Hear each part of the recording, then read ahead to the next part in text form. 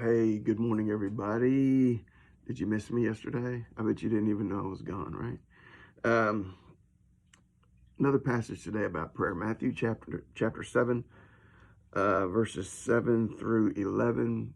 Pretty popular passage. You want to just read it right quick and then talk through it a little bit. He says, ask and it will be given to you. Seek and you will find. Knock and it will be open to you. For everyone who asks receives, he who seeks finds, and to him who knocks it will be open. What man is there among you who, if his son asks for bread, will he give him a stone? Or if he asks for a fish, will he give him a serpent? He said, if you then, being evil, know how to give good gifts to your children, how much more will your Father who is in heaven give good things to those who ask him? So again, I want to talk a little bit about prayer. I want to talk about something. So the construction, the Greek construction, which this passage was written in, the ask and the seek and the knock, the construction of those implies a continuous action. You really could read this, keep on asking, keep on seeking, and keep on knocking. It just implies that there's an action that is continuing on. So, God is our Father. So that's one of the things he points out here. He said, you earthly fathers, and you're sinners, but you know how to do what's right by your kids. How much more do you think I know how to do what's right? You want to have a relationship with your kids. How much more do you think I want to have a relationship with my kids? How much more do you think I want my children to talk to me? How much more do you think I want my children to call on me in time of need, like any good father would do? And so prayer, is that way that we come into communion with God. It's that way that we come into fellowship with God. It's that way that we get near to him. It's that way that we talk to him. And he desires that above all things in our lives. He wants to truly be our Heavenly Father and us to be his children. Why is prayer so difficult?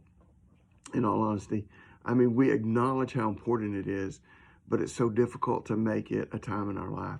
And here's a thing, and I think it's really true. I think that we're blessed. I think that we got a lot of good stuff around us, and we got a lot of good stuff going on in our lives. Because here's what I notice and I note among people, that when you are in a dark hour, you don't have a problem praying. That when you are in a broken hour, when you are in an hour of tragedy, you pray. You find the time to pray. You talk to the Lord. You talk to him however, whenever the need may arise. And the thing is that the blessings that we have in life, and life becomes smooth, and we have problems that we can just take care of. And as a result, we drift far from prayer. Prayer is something that we seem to only do when we have a need.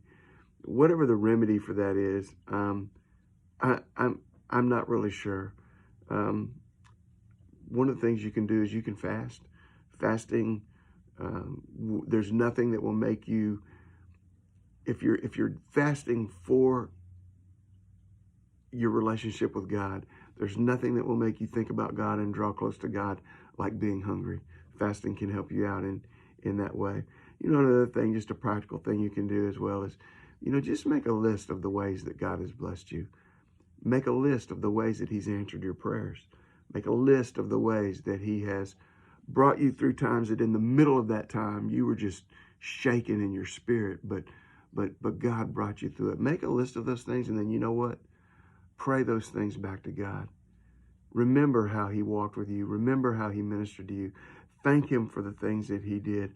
Remind God, not that he needs to be reminded, but it's really reminding you of what God did and reminding you of how important it is to have him in your life, and reminding you of how he answers your prayer, and just praying those prayers and thanking him for that and praising him for what he did just keeps us close to him, keeps us mindful of him, keeps us in communion with him and fellowship with him and in relationship.